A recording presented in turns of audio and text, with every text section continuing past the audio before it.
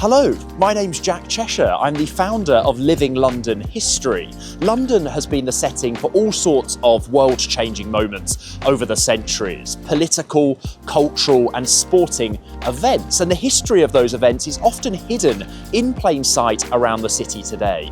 2026 marks 100 years since the ITTF World Table Tennis Championships took place here in London for the first time in 1926. And very excitingly this May, the championships are returning to London for the Centenary year. And to mark the occasion, I'm going to show you some of the places across the city that played a role in the early history of the sport.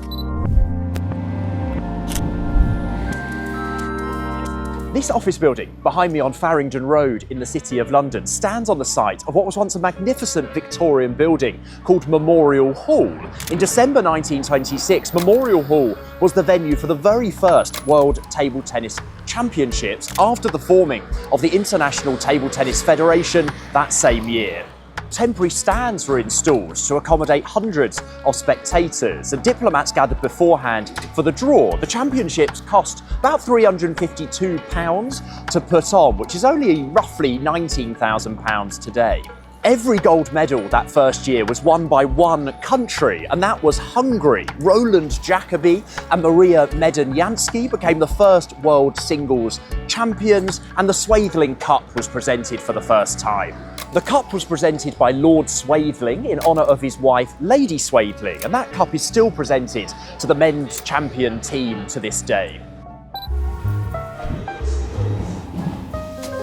Behind me is the iconic Ritz Hotel in the heart of London's luxurious West End. By the late 1940s, table tennis had become a serious international sport, and London was at the centre of it. In 1948, flamboyant American player Marty Riseman came to London for the World Championships, where he won bronze as part of the USA men's team. Marty's journey goes far beyond the podium though, as he was the inspiration for the lead character in the new film Marty Supreme, played by Timothée Chalamet. The film places Marty's first days in London here at the Ritz. He scams his way into a luxury suite, schmoozes the journalist, and certainly makes a strong first impression.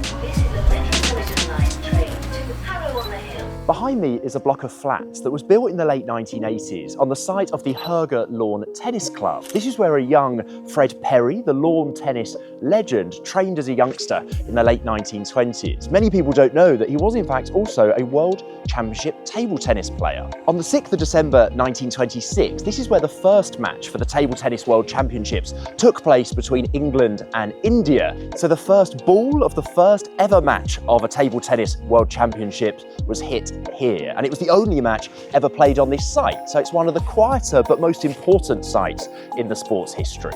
As for Fred Perry, he didn't play in that first championships, but he became England's first world table tennis champion, winning the men's singles in 1929. After that, he moved into tennis full-time, going on to win Wimbledon 3 times and becoming the first man to win all 4 Grand Slam tournaments. True English sporting royalty.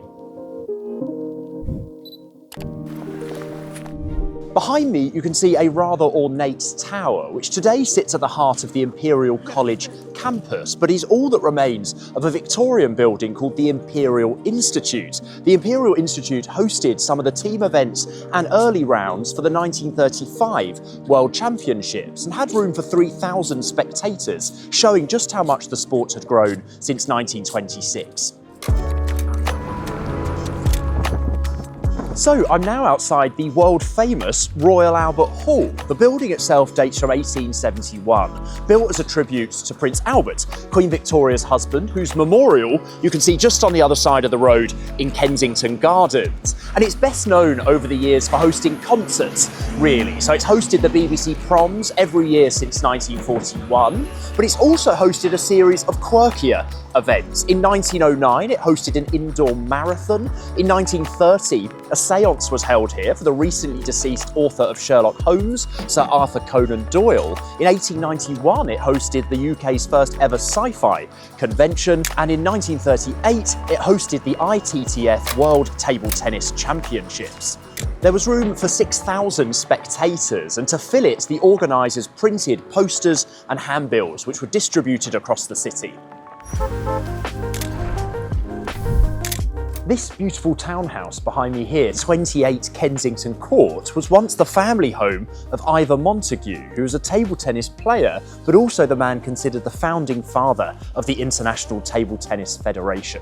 It was in the library of this building on the 12th of December 1926 that the foundation meeting of the ITTF took place, and the constitution was adopted by 9 member associations. And for our final stop, we are here at the iconic Wembley Arena, one of the most important places in table tennis history.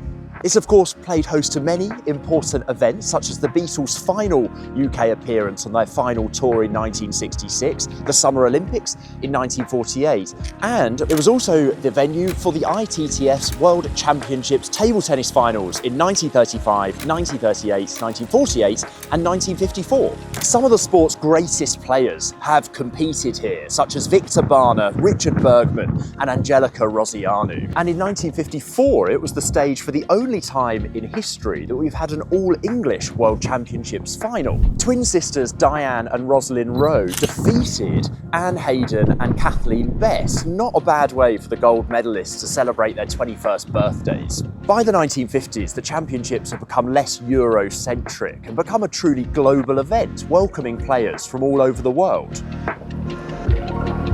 So as you've seen, London has been central to the history of table tennis, and with the World Championships returning to London this May for the Centenary year, it's a great moment to remember where it all began. So you can book your tickets now at london-2026.com.